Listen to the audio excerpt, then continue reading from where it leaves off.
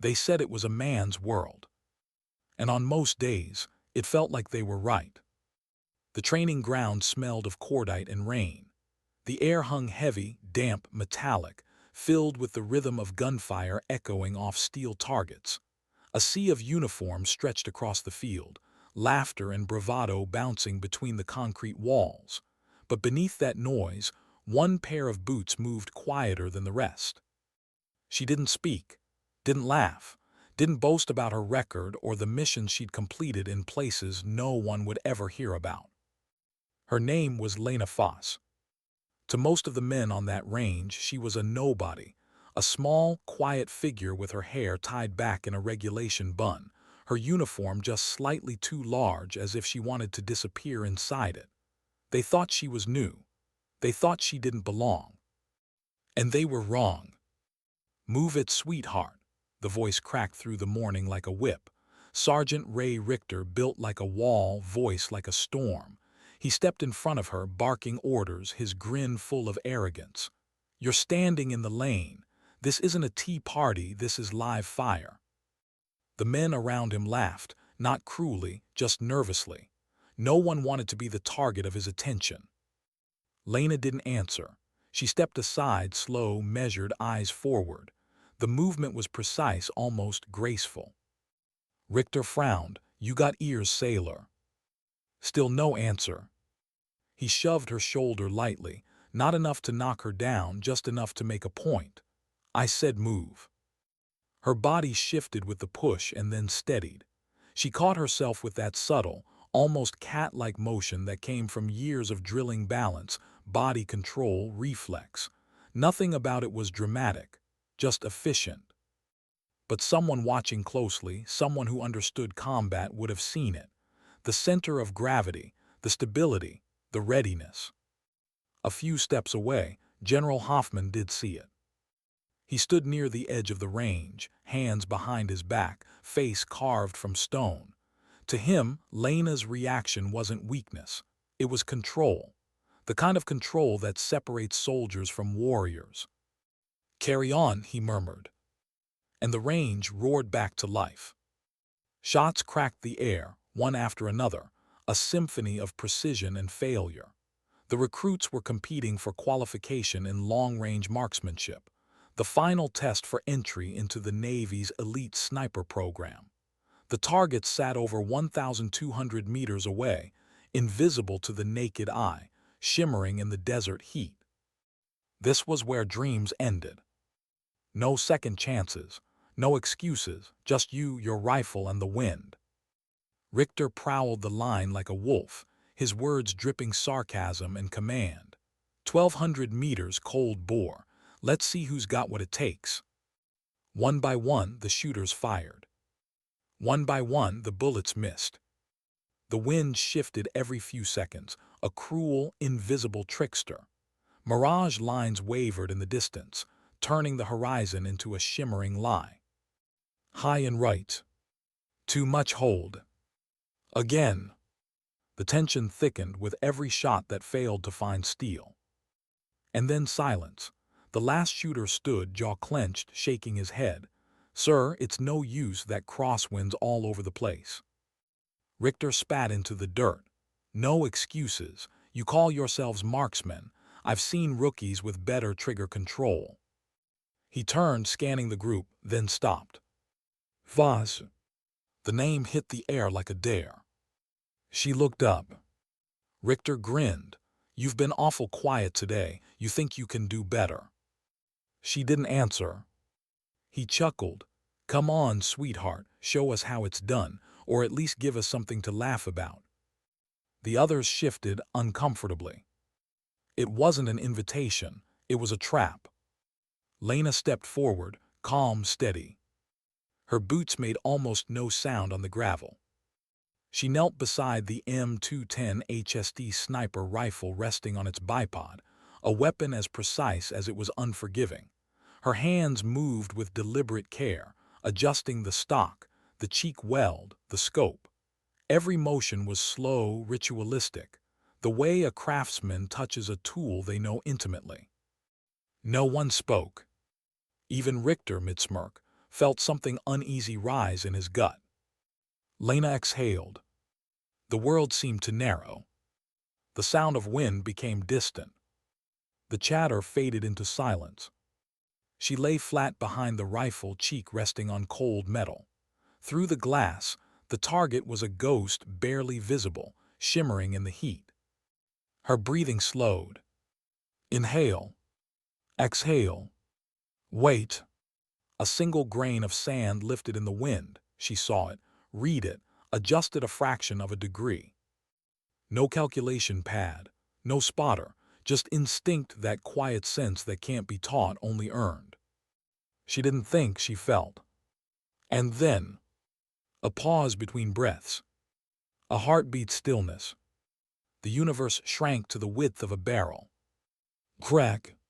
The rifle kicked against her shoulder. A perfect shot, vanishing into the desert's shimmering heat.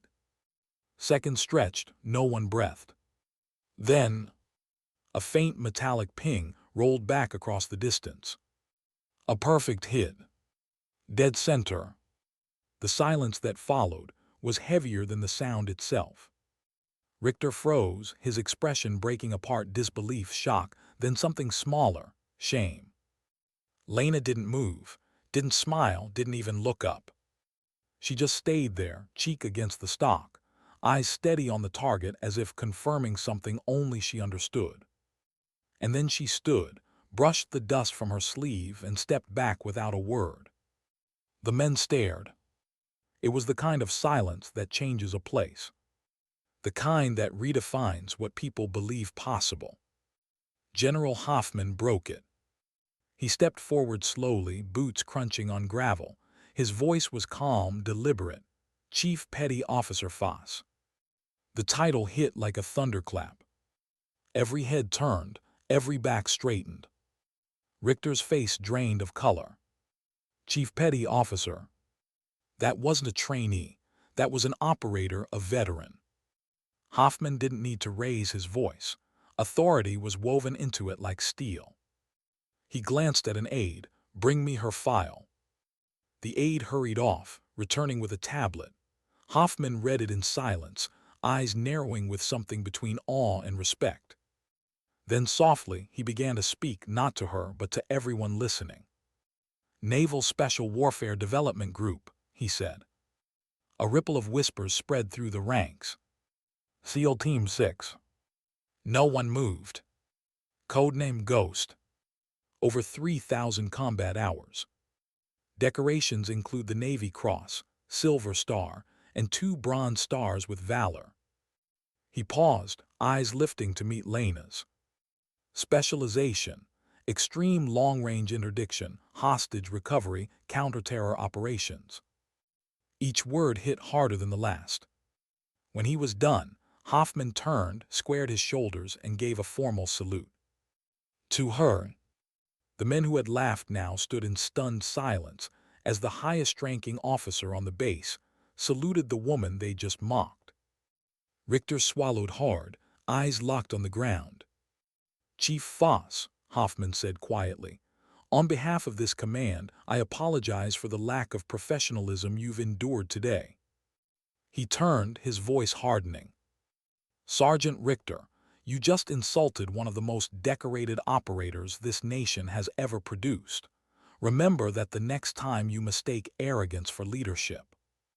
Richter didn't reply, he couldn't. The general left without another word, the echo of his boots fading into the still air. Lena simply nodded once and walked away, her rifle cradled in her arms. No speech, no anger. Just silence. That silence would echo louder than any gunshot that day. By nightfall, the story had spread across the base. Whispers in the mess hall, quiet retellings in the barracks. They called it the ghost shot. Some said it was luck, others swore it was supernatural. But those who were there knew better. It wasn't luck, it wasn't magic.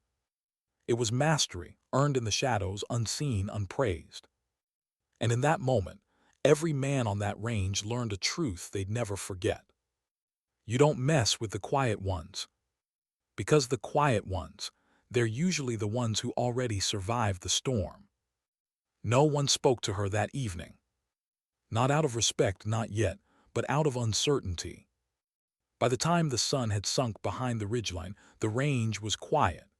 The smell of burnt powder hung like a ghost over the sand, mingled with dust and oil. A few brass casings glimmered faintly under the floodlights. Lena Foss was still there, lying on the mat where she'd made the shot that silenced an entire base. The others had gone, some embarrassed, some confused, some pretending it never happened. But she stayed, breathing slow, watching the horizon fade from gold to violet. She didn't stay because of pride. She stayed because silence was where she thought best. Her hands, still resting on the rifle's frame, traced the edge of the cold metal. The weapon had never been just steel and optics to her. It was trust, discipline, control, a partner that never judged, never shouted, never underestimated her. She closed her eyes, inhaled the cool air, and for a fleeting moment she heard something else. The sea, a voice, orders through static, a name she hadn't heard in years, Ghost. Her heartbeat faltered, and she let the memory fade. Because ghosts had no place here. Inside the command building, the hum of conversation had dropped to a whisper. General Hoffman sat alone in his office, the light from his desk lamp catching the faint metals on the wall. In his hands, the file. Foss, Lena M. He'd read it 3 times already, and still it felt unreal. He remembered the classified report from years ago. Somalia, Yemen, unconfirmed rescues. Targets neutralized at distances the human eye could barely comprehend. A sniper who could make a shot through a sandstorm, through chaos, and never miss. Back then her name had been redacted, just Ghost. Now that name had a face. He leaned back in his chair, the creak of leather breaking the silence. "What are you doing back here, Foss?" he muttered. Across the base, Sergeant Richter sat on the edge of his bunk, staring at his hands. They were trembling. The same hands that had shoved her hours ago. He'd been loud all his life, in boot camp, in the field, in bars.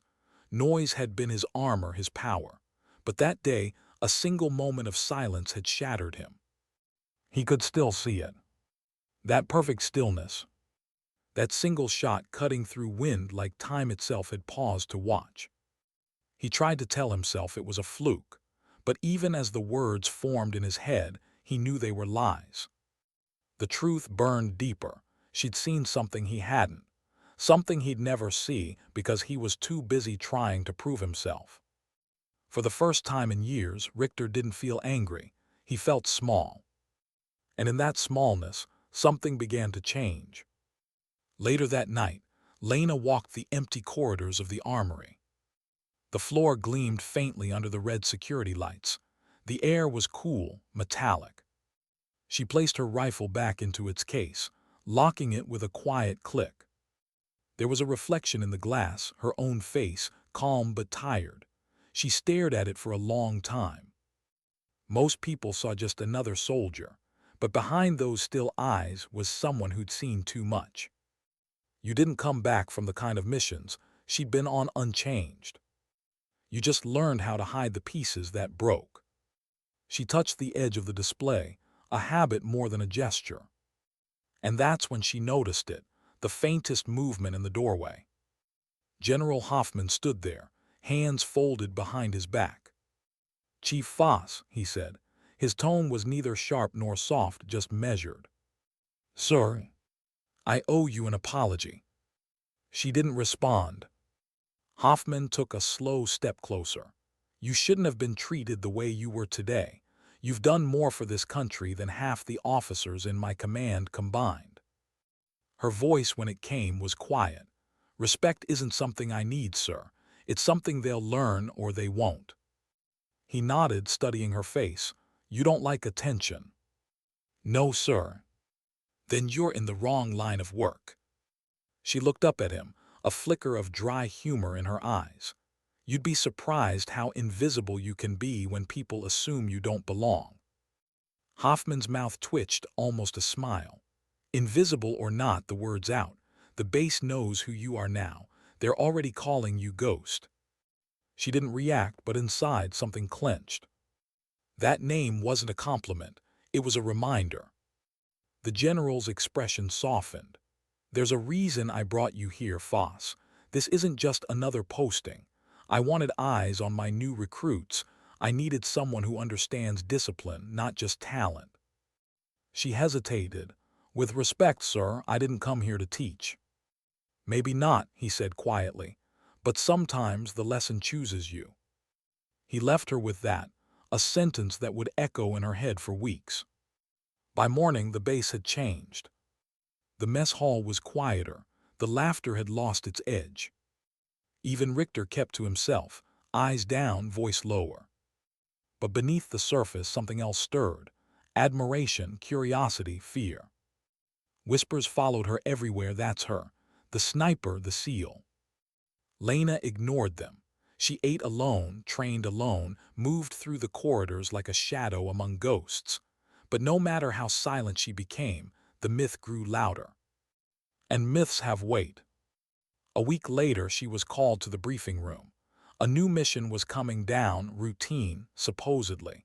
A security sweep for a visiting NATO delegation. Nothing classified. But the moment she walked in, she felt it. The eyes, the hesitation, the small cracks in their confidence when they saw her. Hoffman stood at the front. "Team Echo," he said, "you'll provide overwatch during the delegation's arrival. Chief Foss will be lead sniper." A murmur spread across the room. Richter was among them, reassigned under her command. The irony wasn't lost on anyone. After the briefing, Richter lingered by the door. He didn't meet her eyes when he spoke. "Ma'am, about the other day." She cut him off gently. "You don't owe me anything, Sergeant." He swallowed. "Still, I was wrong." She studied him, the nervous set of his jaw, the guilt behind his eyes. "Then make it mean something," she said softly. "Be better." He nodded once. "Yes, ma'am." And that was it.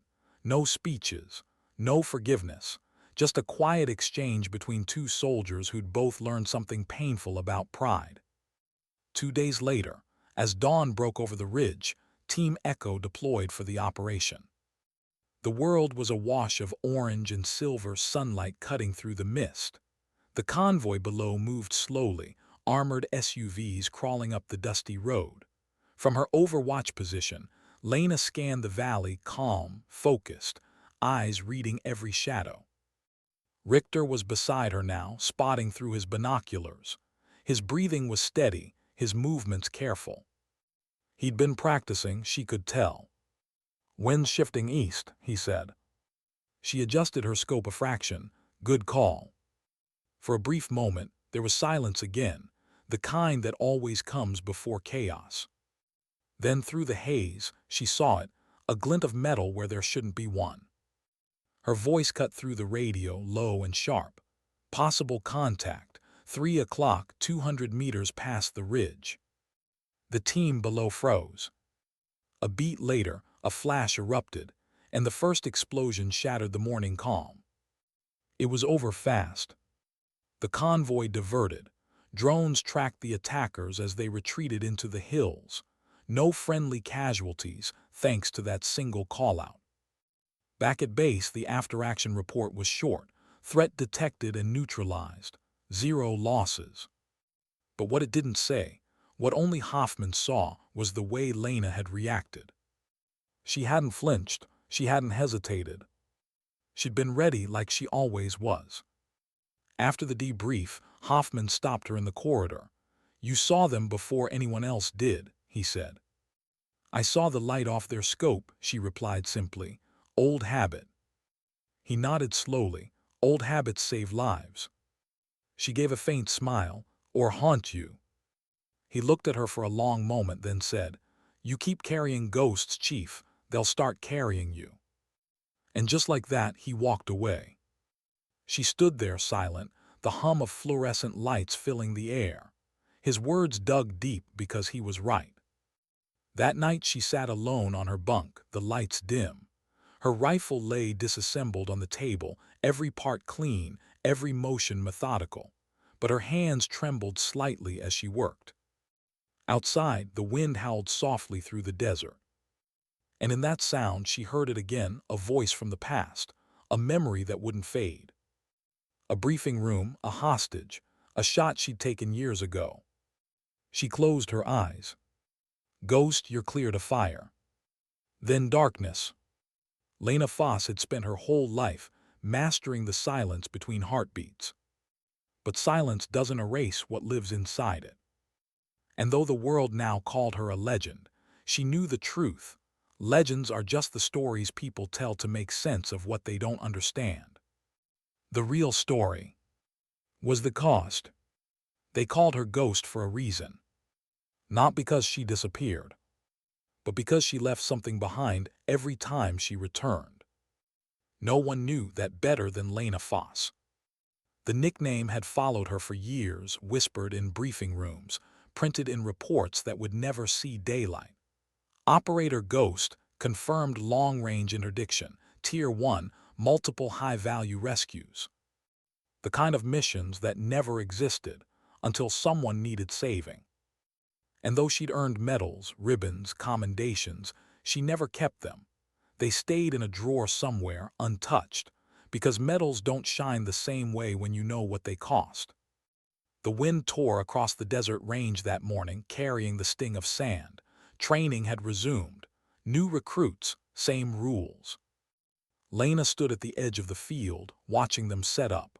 Her presence changed the air not by command, but by gravity. No one shouted now. No one joked.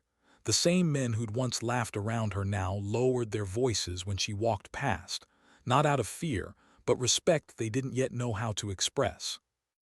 Even Sergeant Richter had changed. His voice was quieter, his instructions clearer, his tone humbler. He wasn't trying to prove anything anymore, just trying to learn.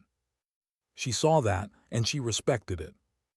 "Ma'am," he said one morning, approaching her after drills. His voice carried a strange mix of awkwardness and gratitude. "I've been reworking my wind call methods. Would you maybe check my data?" She studied him for a moment, then nodded. "Show me." He handed her the logbook, pages full of numbers and corrections. It was meticulous, almost obsessive. "You've been practicing," she said softly. "Yes, ma'am, every night." Lena handed the book back. "Keep doing it, but stop chasing perfect numbers." He blinked. "Ma'am, you're listening to the math. Start listening to the wind." He frowned, not understanding. She tilted her head, a faint trace of memory in her voice. "Wind talks, the earth talks. Your bullet's just a traveler between them." He nodded slowly, as if the words carried more meaning than they first appeared to. And then she walked away just like that. No lecture, no explanation. That night, as the range lights dimmed and the desert went quiet, Lena sat outside the barracks, a mug of coffee in her hands. The stars above the base were endless, sharp, cold, eternal. She used to love the stars. Until one night, long ago, they'd lit the sky above a very different desert. Afghanistan. The flashback came uninvited, like a tide she could never stop. She was lying prone on a rooftop, her rifle trained on a compound below. Her team, Bravo 2, was stacked behind the breach point. Over the comms, the voices came steady, familiar. "Ghost, we're green, you got eyes." "I got eyes," she whispered. "Confirm hostage location." "Room east side, second floor. 2 guards, 1 armed." The commander's voice crackled. "You're our eyes tonight, Foss. We move when you say move." It was simple. Observe, confirm, cover. But something in her gut felt wrong, a rhythm offbeat, a shadow too still. Then movement, a flicker in the window below. She zoomed in. It wasn't a guard. It was a boy barely 12 holding a small radio, speaking fast into it. An alarm. Her heart sank. Command were compromised, targets alerting. Before she could finish, the night exploded. Automatic fire erupted from the compound. Her team rushed the wall, shouts mixing with the thunder of gunfire. She squeezed the trigger once, twice, 3 times. Each shot precise, surgical, targets dropped. The boy disappeared from view. Ghost suppressing fire, we're in.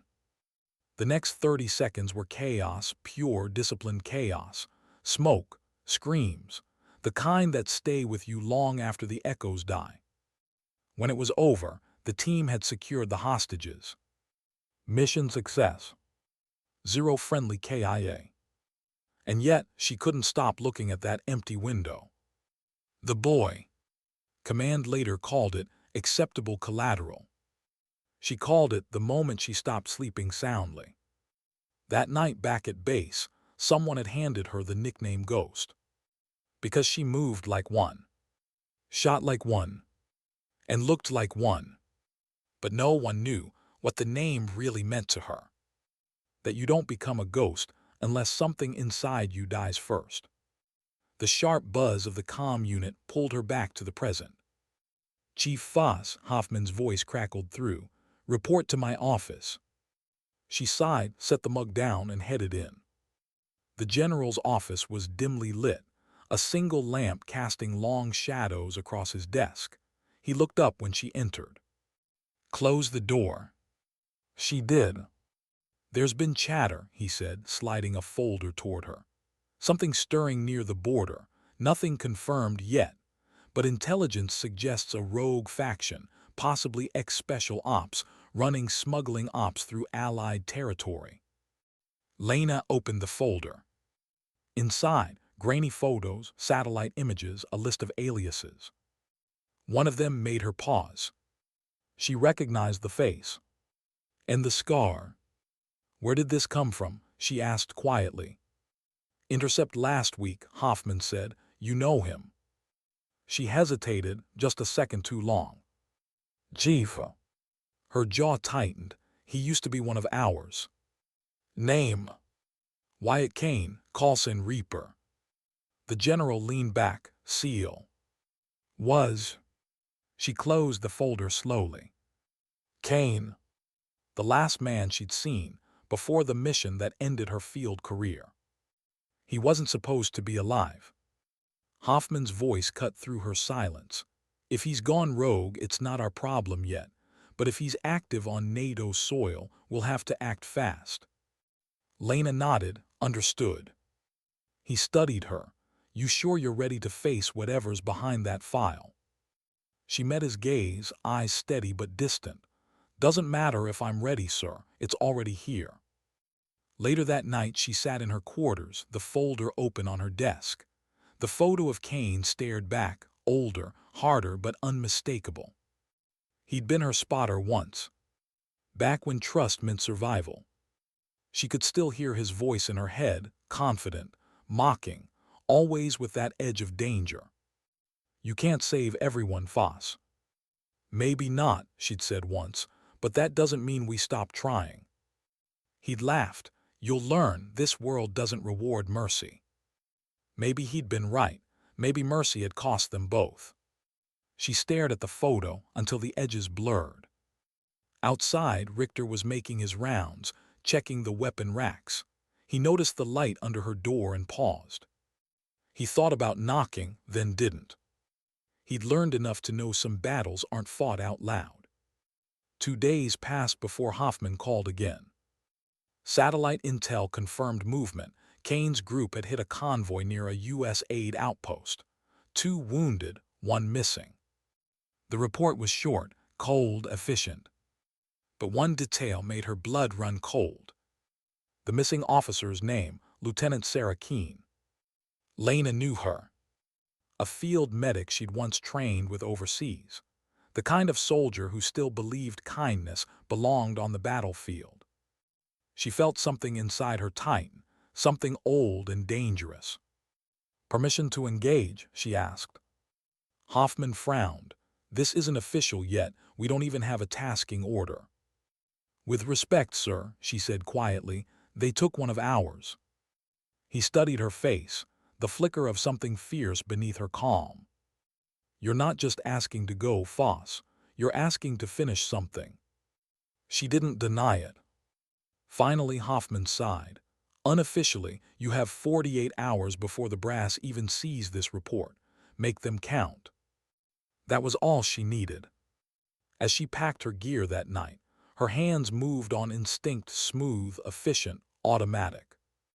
Rifle suppressor optics, ammunition, silencer grease, and a small, worn photograph, a team picture from years ago. Kane was in it.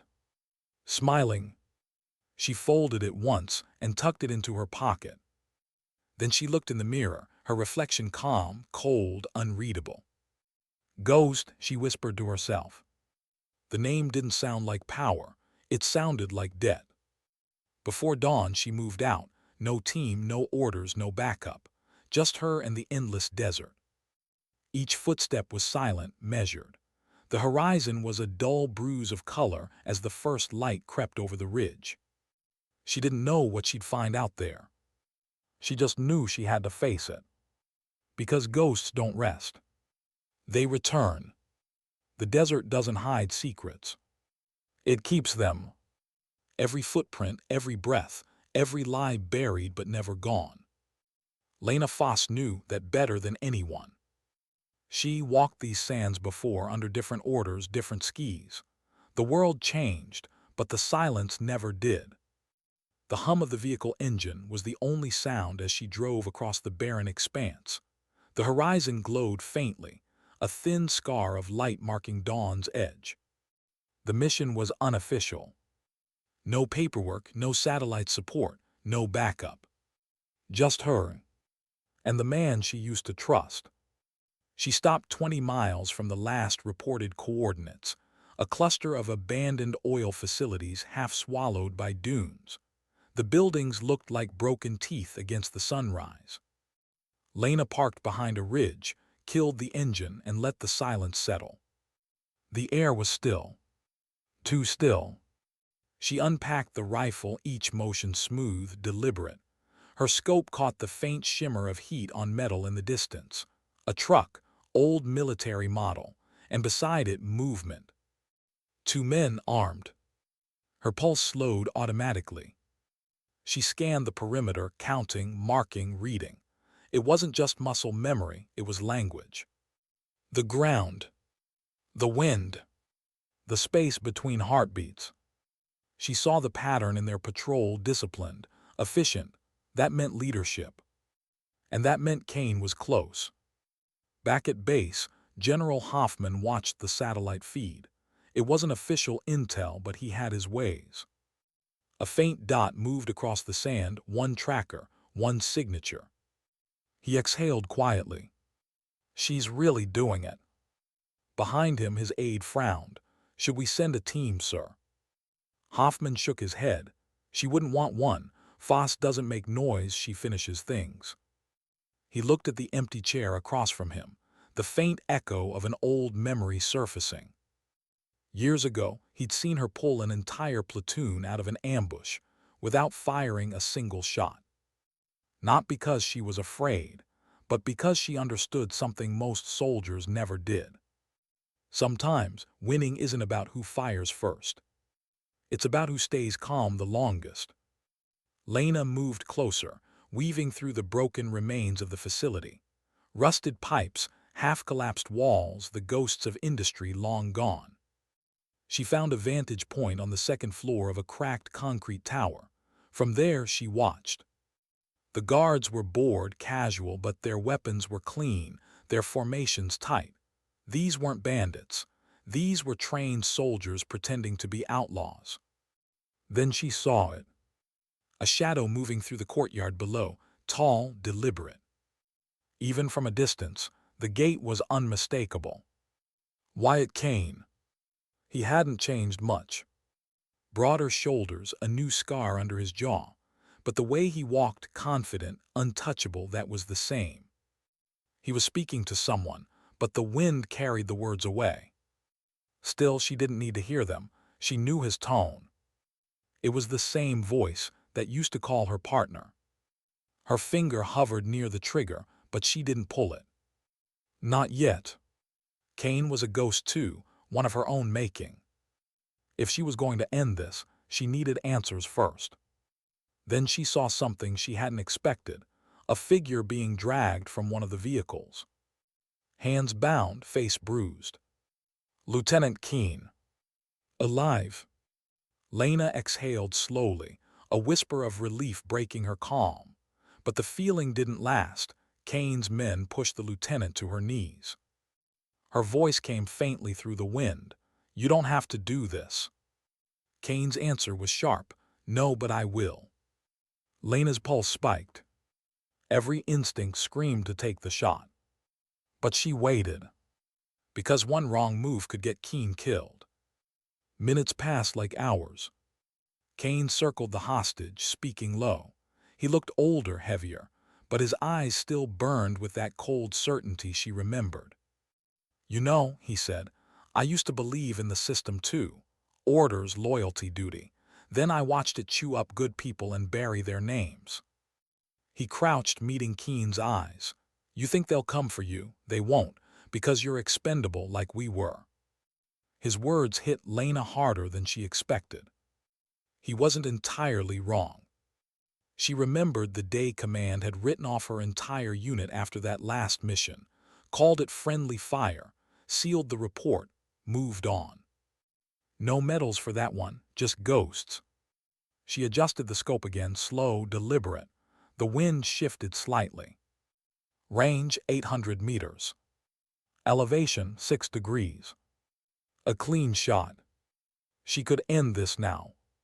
But as she lined up the crosshairs, Kane's voice echoed through the glass, quiet, deliberate. "You think they're heroes, Foss," he said softly. She froze. He wasn't looking at Keene. He was looking straight at her. Through the scope. Right at her. The moment stretched. He couldn't see her, he shouldn't have known, but somehow he did. A faint smile crossed his face. "Still breathing out before you fire," he said, voice calm, almost amused. "You always did that." Her stomach dropped. The calm crackled static in a whisper. "You shouldn't have come, Ghost." It was his voice, cutting directly into her frequency. She yanked the earpiece out, heart pounding. He'd baited her. All of this, the hostage, the setup, it was for her. Below, Kane motioned to his men.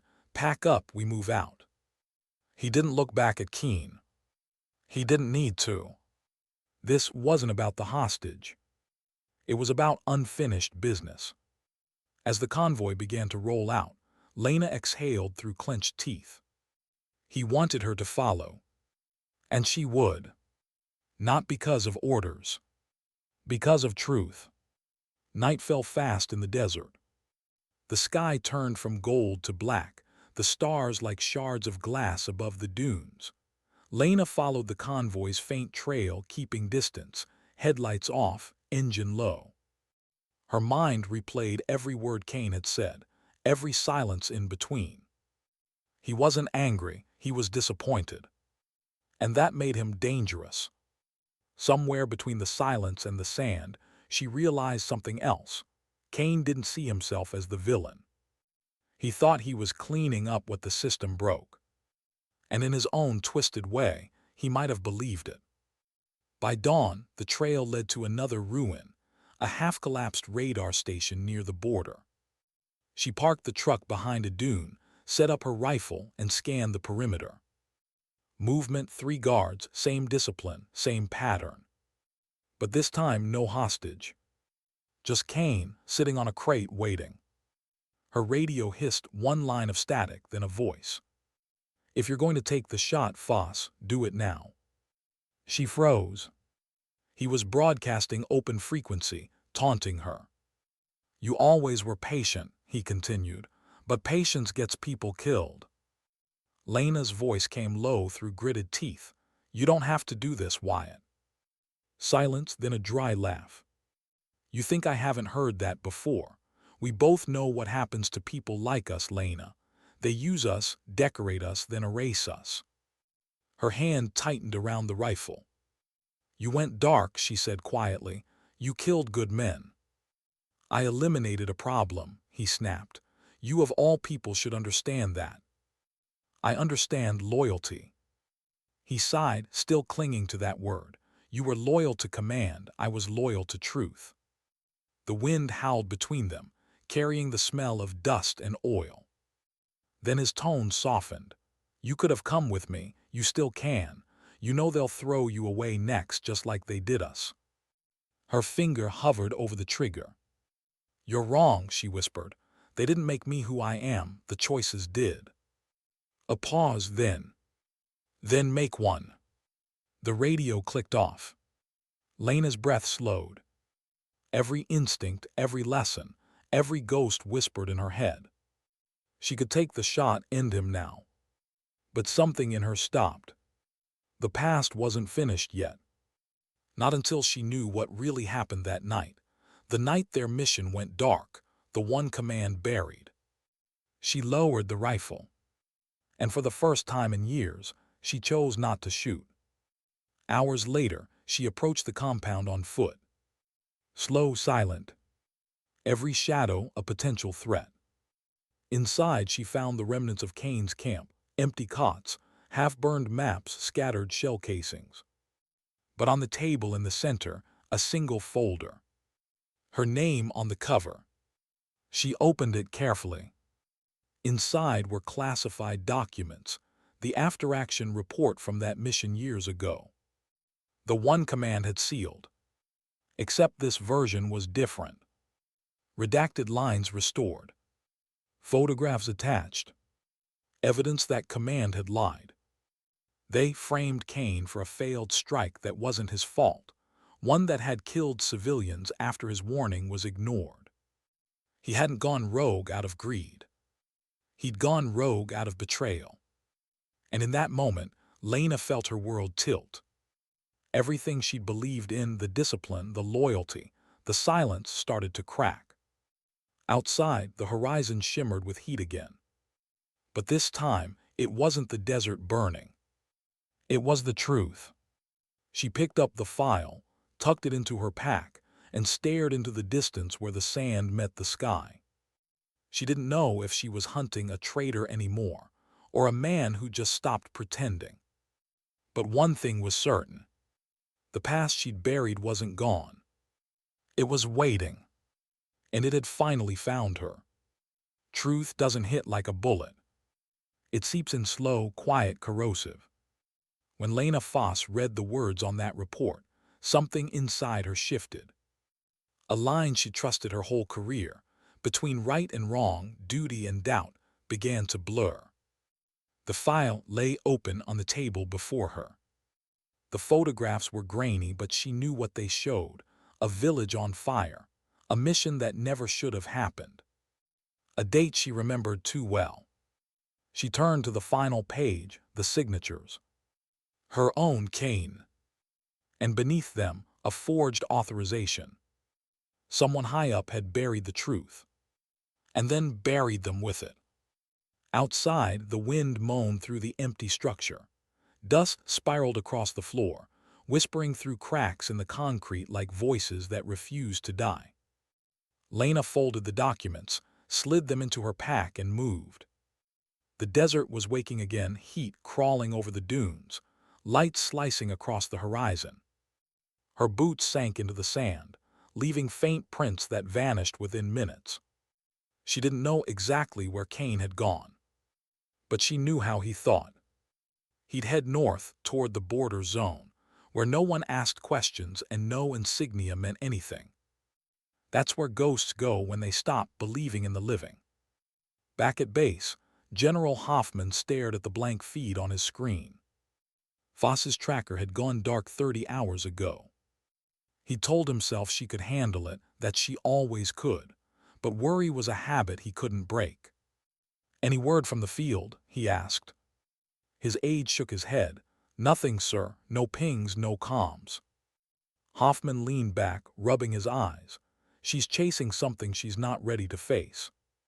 The aide hesitated. "Should we alert command?" Hoffman looked toward the window, the desert stretching endlessly beyond. Not yet. If I do, they'll call her rogue too. And if I know Foss, she's not done writing this story. Night again. Lena set up camp in the ruins of an old outpost. The stars burned like shards of ice above her. She sat cross-legged, file open under the beam of her flashlight. Every paragraph was a wound reopened. The report confirmed everything. Kane had questioned the strike, requested a delay until civilians could evacuate. Command denied it, citing time-sensitive targets. When it went wrong, they needed someone to blame. They chose him. And when she tried to defend him, they reassigned her quietly. Promoted on paper, silenced in practice. She thought she'd moved on. But now the truth sat in her hands, heavy as lead. The radio on her wrist crackled. A voice faint, distorted by distance. "Ghost, you found it." Her blood ran cold. "Wyatt, did you think I wouldn't notice?" he said, calm as ever. "I left that file for you." "Why?" "Because you needed to see it. You needed to know who you're protecting." "You're still running guns," she said. "You're still killing people." A dry chuckle.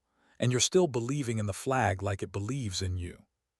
Silence stretched between them, long enough to feel like years. Then his tone changed. "We're meeting tomorrow, no rifles, no orders, just answers." The line went dead. She didn't sleep that night. The desert hummed around her, crickets, wind, the faint echo of her own heartbeat. Her thoughts spiraled through every decision she'd ever made, every silence she'd obeyed. All the time she told herself that following orders meant doing good. But now she saw it clearly. Following orders had simply meant believing someone else would answer for the consequences. And no one ever did. She looked down at her hands, steady, practiced, lethal. Hands that had ended lives for causes that now felt paper-thin. For the first time in years, she wasn't sure if she'd earned her silence or just hidden behind it. At dawn she found Kane.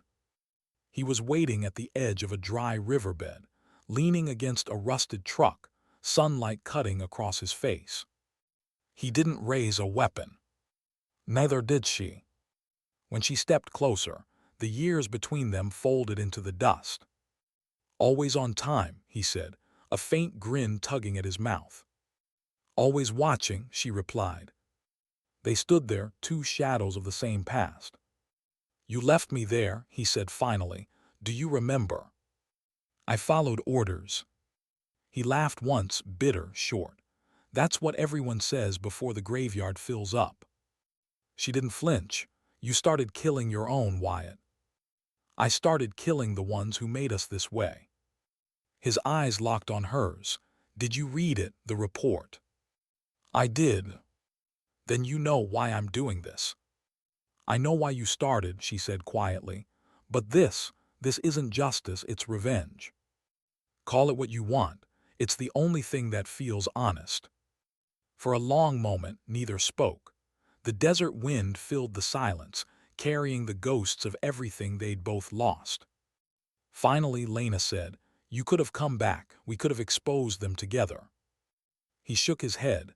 "You don't expose rot by filing reports. You burn it out." She stepped closer. "And what about Keene, the medic you took?" His expression darkened. "Collateral, same as we were." That word, collateral, hit her like a physical blow. Because once she'd said the same thing to herself, to survive. Now it sounded hollow. "She trusted me," Lena said softly. "She trusted the system," he snapped. "And that system kills people like her every day." "She's still alive, isn't she?"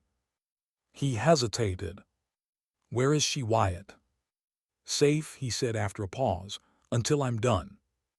The wind picked up, throwing sand across the ridge. Lena took another step forward. "I can't let you keep doing this." "I know," he said. "That's why I wanted to see you first." Something in his voice changed, softer now, almost tired. "You were the only one who ever understood. You looked through a scope and didn't see enemies, you saw people. That's what made you good, and that's why they'll destroy you too. I'm still here. For now." He reached into his jacket. Her muscles tensed until she saw what he pulled out. A dog tag. Her dog tag. He tossed it to her. "You dropped that the night everything went wrong." She caught it, cold metal biting her palm.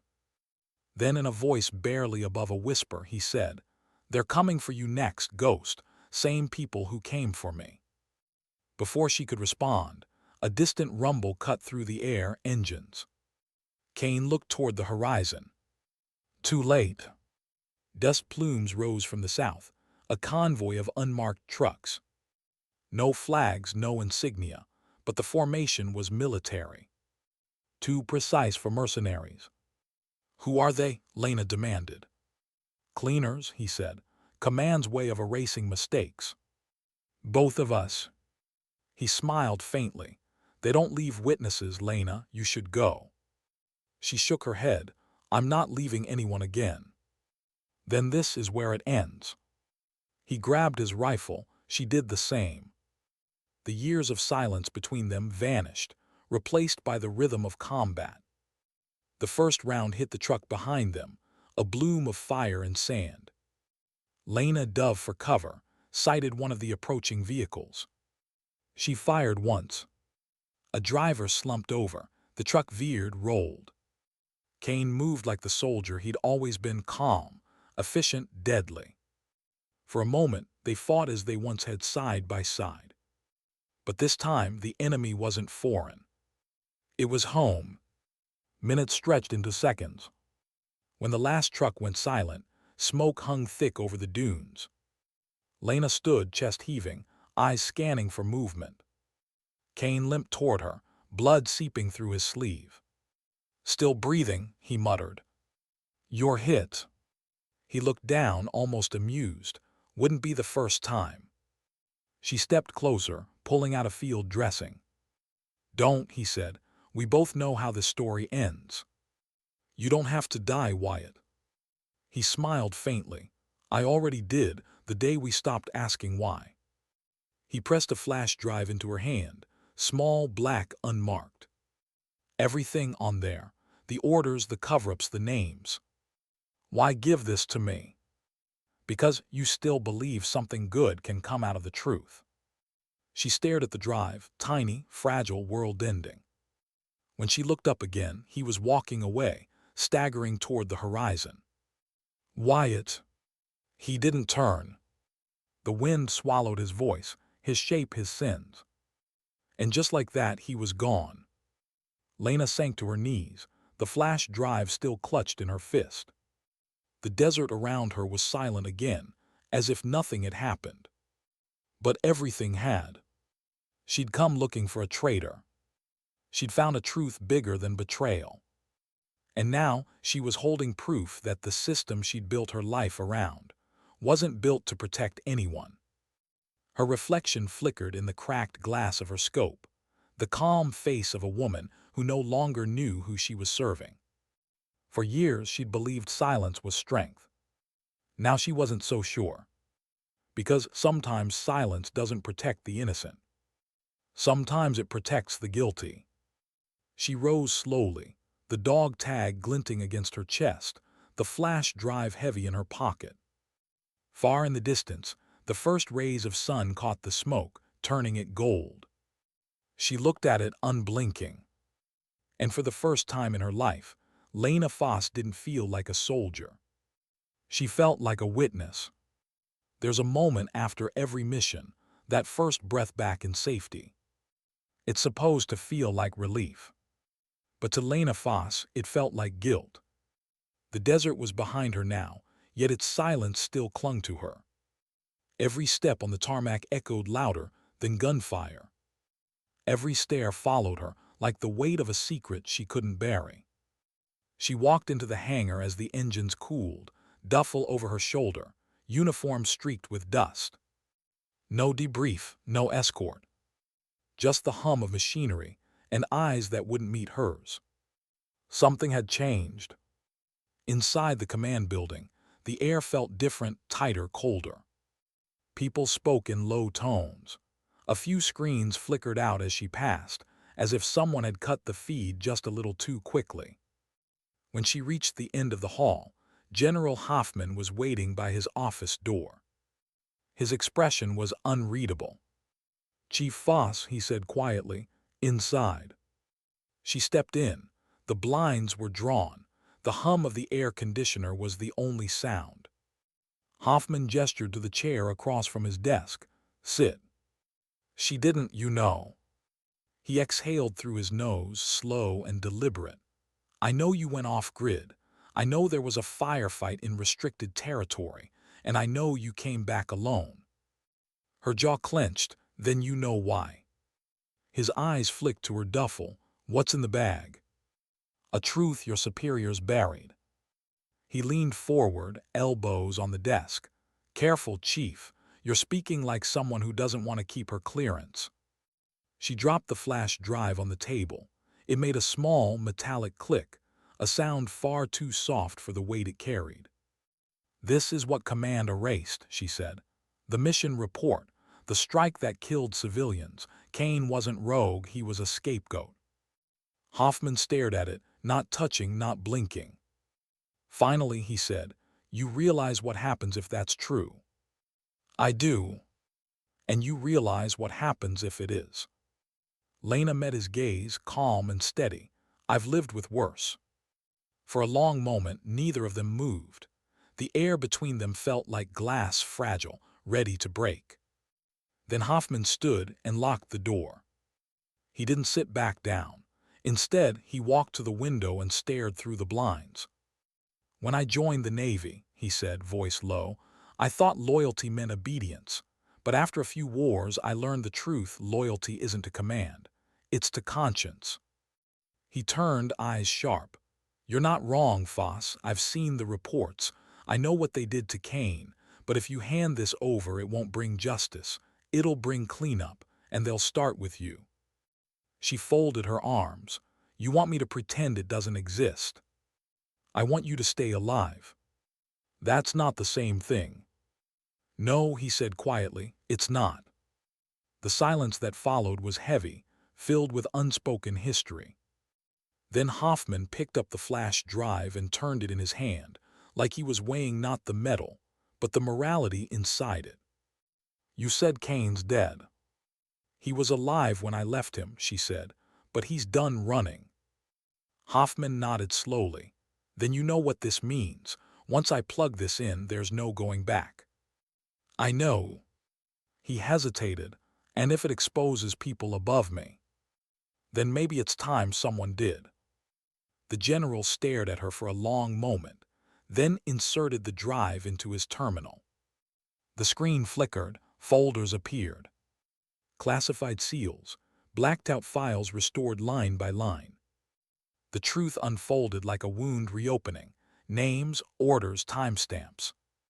Operations stamped official denial. Audio logs from higher command, authorizing illegal strikes. Hoffman's jaw tightened. "God help us." Lena said nothing. He scrolled further, then stopped. On one page, the header read, "Project Harbinger." He opened it. The first line made his blood run cold. Subject: Chief Petty Officer Lena M. Foss, Contingency Assessment. He looked up slowly. They weren't just covering Kane. Lena frowned. "What do you mean?" "They were watching you too." He turned the screen toward her. There it was, her name, her service record, her missions. Red annotations marking psychological evaluations, containment protocols, and one word stamped in bold: asset. Her throat went dry. "They classified me as property." "Worse," Hoffman said. "They built you up to control you. Every deployment, every reassignment, they engineered your silence." She stepped back, heart pounding. All those years she'd thought she was choosing the missions. Turns out, the missions had been choosing her. "Who has access to this file?" she asked. Hoffman closed the window, eyes grim. "3 people. One of them isn't me anymore." "Then who?" Before he could answer, the intercom buzzed sharply. General Hoffman, security team approaching your office. Priority clearance. He froze. They know, Lena said. He pulled the flash drive, pocketed it, and opened a drawer. Inside, a sidearm. Chief, he said, voice low, you need to leave now. I'm not running. This isn't running, it's surviving.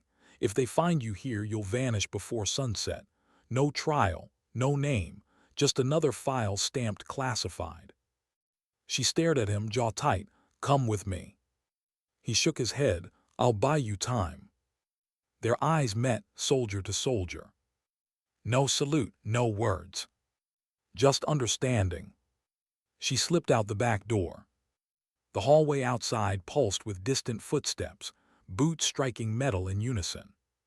She moved fast, keeping low, her body remembering instincts from a lifetime ago.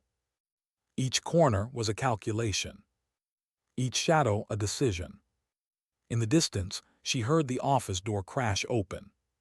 Shouting. Then silence. She didn't look back. Outside, the desert heat hit her like a wall. She moved toward the outer perimeter, heart hammering, mind calculating exit routes. She needed to reach the flight hangar there, be vehicles there. But before she could, a voice called out. Chief Voss. She turned. Sergeant Richter was standing by the fuel depot, weapons slung over his shoulder. He froze when he saw her face, the look in her eyes. Ma'am, he said cautiously, what's going on? Command's on lockdown. They're coming, she cut in, armed, authorized, and wrong. He blinked. You're saying? I don't have time to explain. I need a vehicle now. He hesitated for half a second, then tossed her the keys. Take the armored Humvee. I'll cover your exit. She caught them. Richter. He shook his head. Don't say it, just finish what you started. For a moment she saw the man he'd become, quieter, wiser, changed by his mistakes. Thank you, she said. He gave a tight nod. Ma'am, bring back something worth believing in. She gunned the engine and tore across the perimeter road. Behind her, alarms blared. A convoy was forming, black SUVs, flashing lights. But Lena was faster. The desert opened before her like an endless stage. The tires tore through sand and gravel, the horizon blurring in the heat. She didn't look back, not yet. Not until the base was a shrinking shadow behind her. Only then did she exhale. Her hands gripped the wheel, steady but shaking inside. Hoffman was gone. She didn't need to see it, she knew. And somewhere deep down she understood. He'd chosen his silence so she could break hers. By nightfall, she'd reached the ridge overlooking the border. The stars burned sharp against the black. She parked the Humvee behind a boulder and sat in the stillness, engine off, heart racing. She pulled out the flash drive, Hoffman's blood still faintly smudged on the edge. This wasn't just proof anymore. It was inheritance. She'd spent her life serving the flag. Now the flag had turned its back. But maybe that's what truth is, not loyalty, not rebellion. Just the courage to see what's real and the will to keep walking anyway. She opened her small field recorder, the one she'd used for mission logs, and pressed record. Her voice came low, steady, reflective. If this reaches anyone, my name is Chief Petty Officer Lena Foss. I was part of operations you were never meant to hear about. They call people like me assets, but we're just ghosts. Not because we disappear, but because we remember. If you're hearing this, it means they failed to silence us. Don't look for revenge. Look for truth. Because that's the only thing that survives the fire. She stopped the recording, slipped the drive inside, and sealed it with tape. Then she stood, looking out over the endless desert, the same landscape that had given her everything and taken just as much. The wind whispered around her, not cruelly, not kindly, just there. She whispered back, almost to herself. For the first time in my life, I'm not following orders. Her eyes hardened, calm and bright. I'm writing them. There's a difference between disappearing and being erased. Lena Foss knew the difference now. By sunrise, her name had already been scrubbed from the base database. Her personnel file, her commendations, even her existence, redacted. She'd seen it happen to others. Now she was one of them. The classified term for people like her was out of scope. It meant expendable. It meant no rescue. But the government had made one mistake. They trained her too well. The borderland stretched out before her, a wasteland of scrub and silence. She drove without lights, the Humvee's engine humming low. Dust spiraled in her rearview mirror like smoke. She ditched the uniform. Now she wore civilian cargo pants, a faded jacket, and a baseball cap pulled low. To the world, she was no one. But she still had the flash drive. And that meant she was dangerous. By mid-morning, she reached a small roadside diner, the kind of place where stories go to hide. The neon sign flickered, half dead in the heat. Inside, the air was thick with the smell of coffee and oil. A few truckers, a radio murmuring old country songs. No one looked up as she slid into a corner booth. She ordered nothing, just sat watching. Thinking. Every instinct told her to keep moving, change vehicles, cross the border, vanish. But the other voice, the one she hadn't listened to in years, said, "Don't run from this." She pulled the recorder from her pocket, turning it over in her hands. The flash drive was taped beneath it. Proof. Names. Everything. If she released it, she'd be a traitor. If she didn't, she'd be complicit. There was no right choice, only consequence. A shadow fell across her table. Coffee. The waitress smiled, young, tired, kind. Lena nodded. Rough night, the waitress asked. Lena looked up, forcing a small smile. Something like that. The woman poured, then hesitated. You military? The question caught Lena off guard. What makes you think that? The way you sit, she said simply, always facing the door. Lena's eyes softened. Old habit. The waitress smiled faintly. My brother was like that, never could relax, said peace made him nervous. Lena managed a real smile this time. He wasn't wrong. The woman nodded, then moved away, leaving Lena with her thoughts and the echo of something painfully human. Outside, a black SUV slowed as it passed the diner.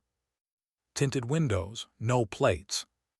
Lena's hand drifted under the table, to the holster strapped to her thigh. They'd found her. She tossed cash on the counter, slipped out the back door, and vanished into the alley. Seconds later, two men entered the diner, clean-cut, government posture. Their eyes scanned the room, cold and efficient. She was here, one said. Track the perimeter. But she was already gone. A mile down the road, Lena abandoned the Humvee in a ravine and continued on foot. Heat shimmered across the asphalt.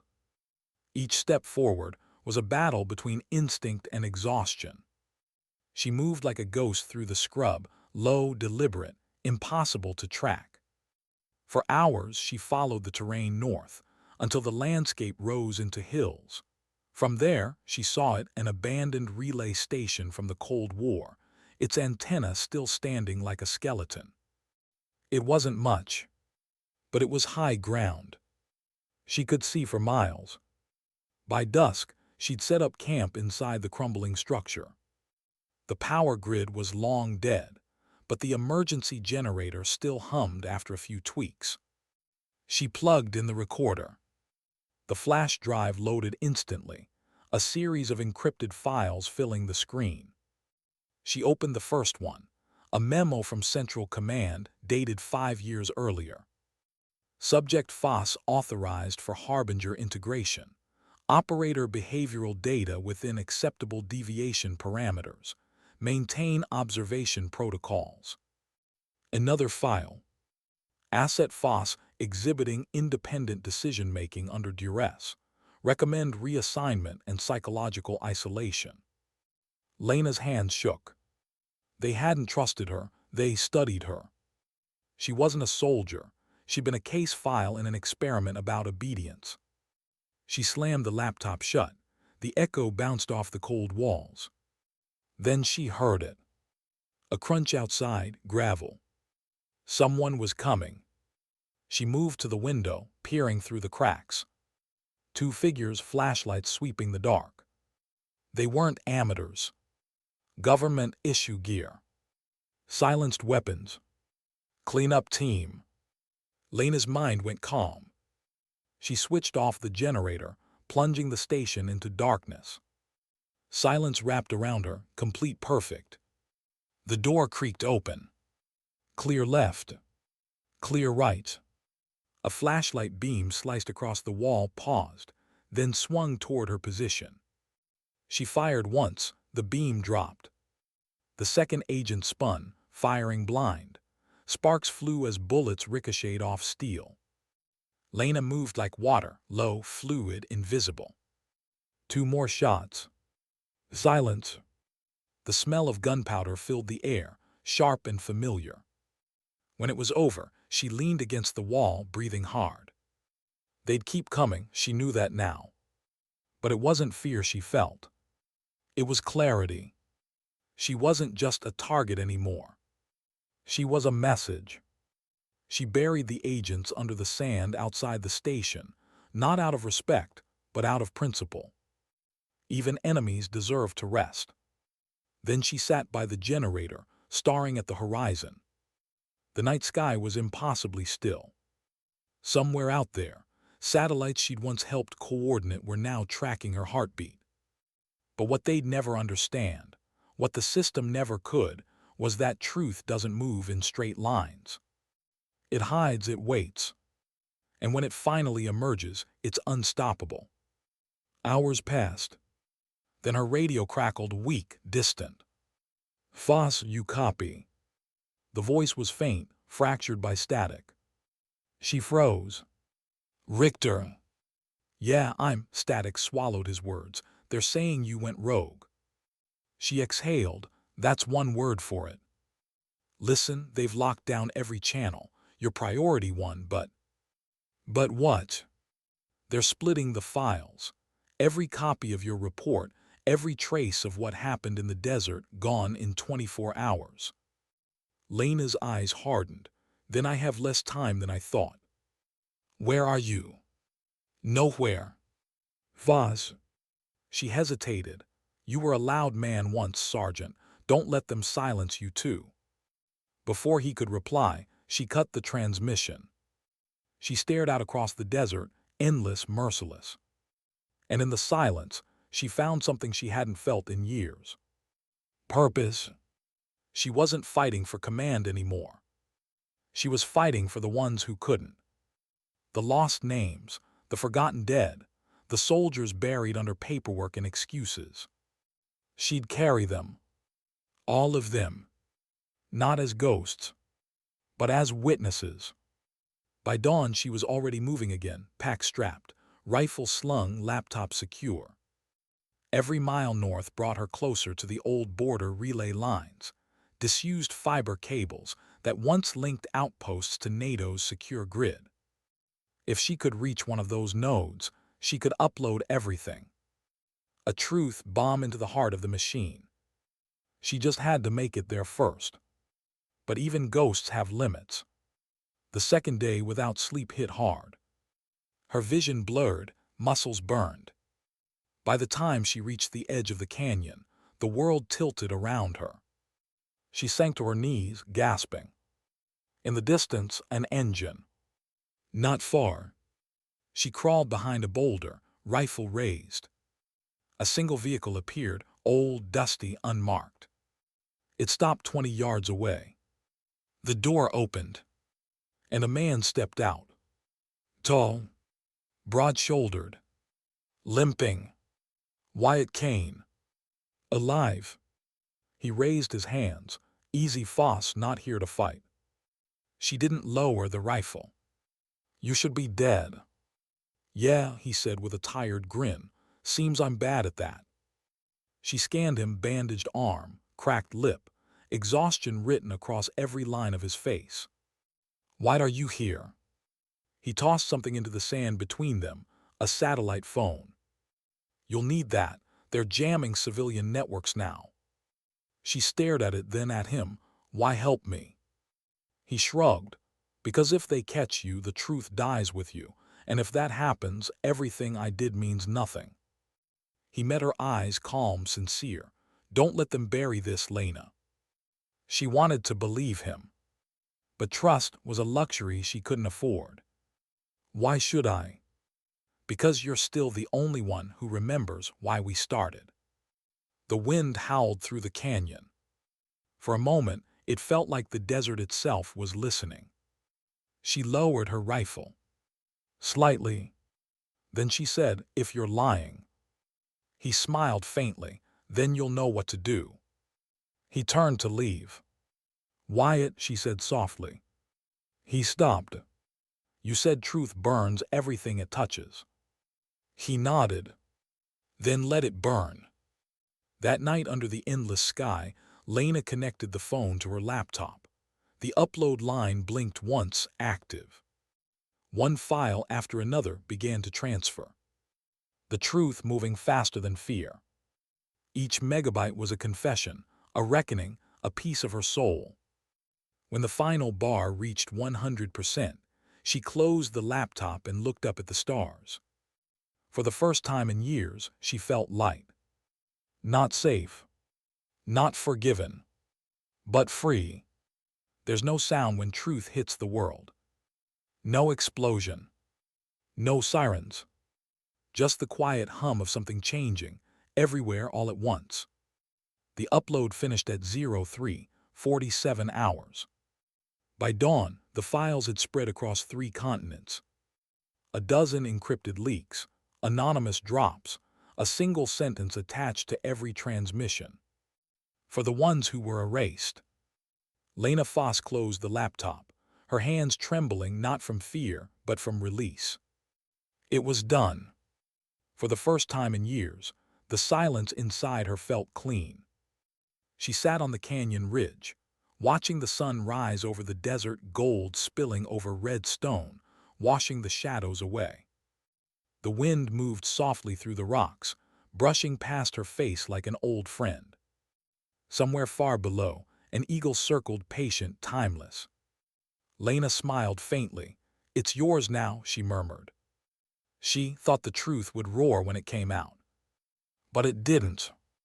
It whispered, and the world listened. Within hours, command networks began to fracture. Encrypted emails vanished from servers. Whistleblower outlets lit up like constellations. Journalists started connecting the dots. Politicians denied.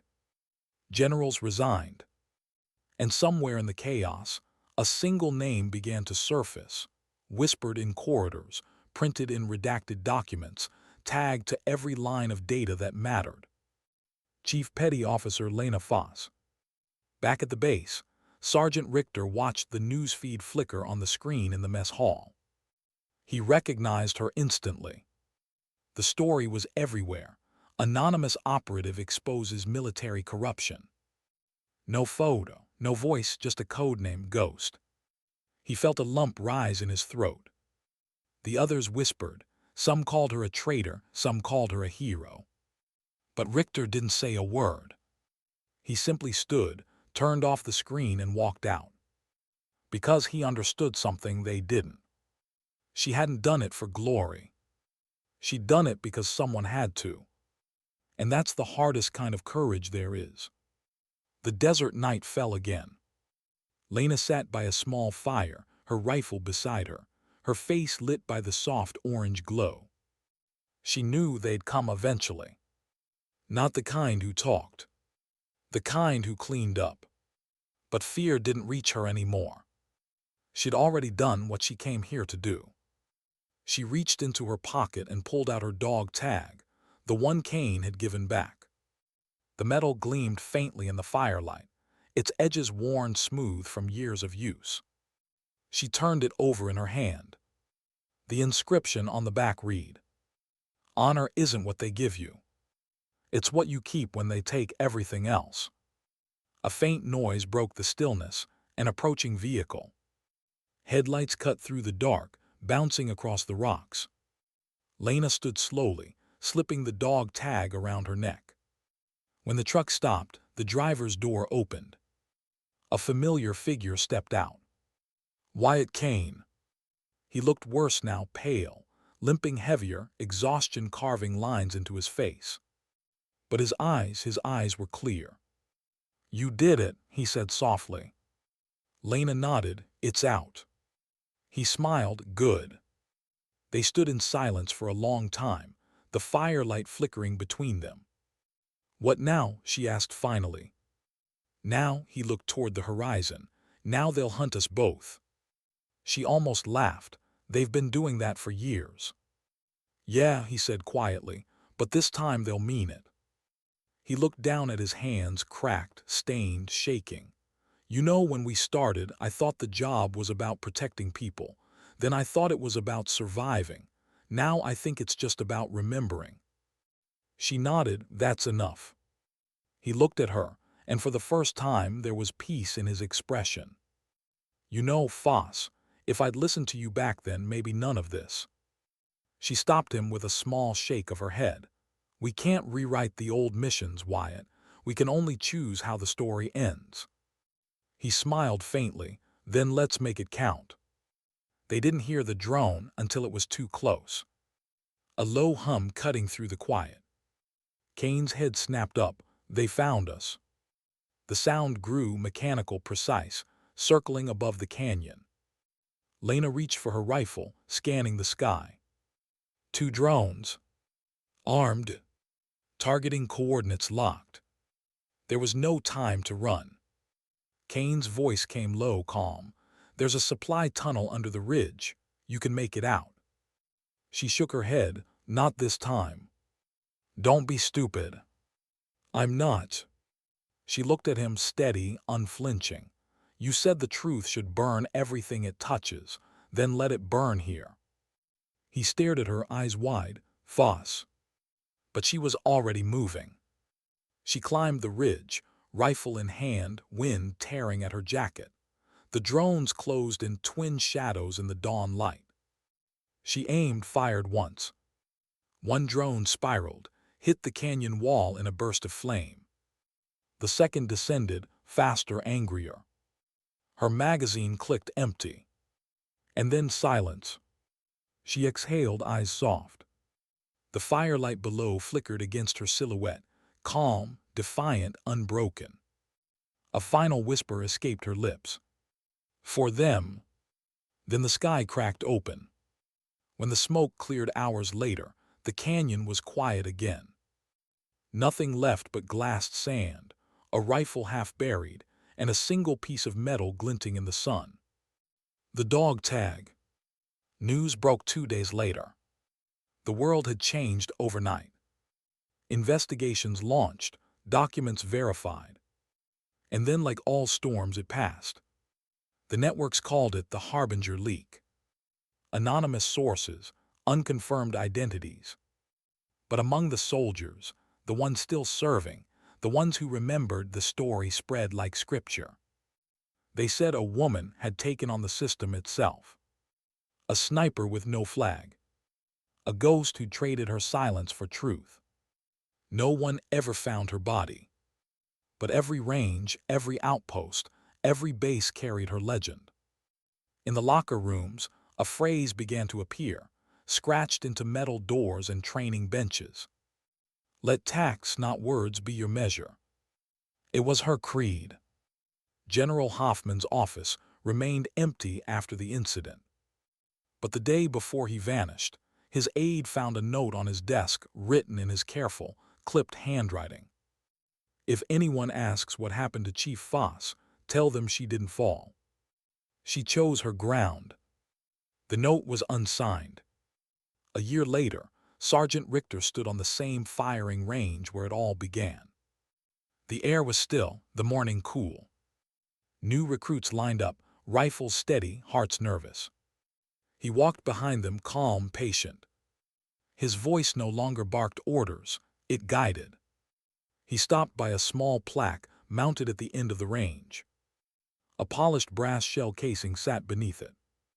The inscription read, "The Foss shot, 1,200 meters. Let actions, not arrogance, define you." He placed his hand on it, head bowed for a moment. Then he whispered, "Thank you, Chief." And somewhere in the wind, faint but certain, it almost sounded like a reply. As years passed, her name turned into a legend, and her legend turned into a lesson. Cadets learned about the ghost shot. Commanders repeated her story during ethics briefings. And though no one knew where she'd fallen, they all knew what she'd stood for. Discipline, dignity, and truth even when it hurt. If you travel through the desert now, some nights the wind carries an echo, a single rifle crack fading into the dark.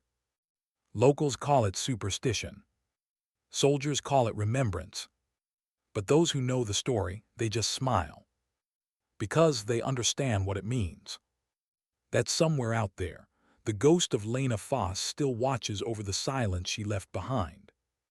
Not haunting, not grieving, just reminding that courage doesn't always shout. Sometimes it whispers. That loyalty doesn't always salute. Sometimes it questions. And that dignity, true dignity, doesn't beg to be seen.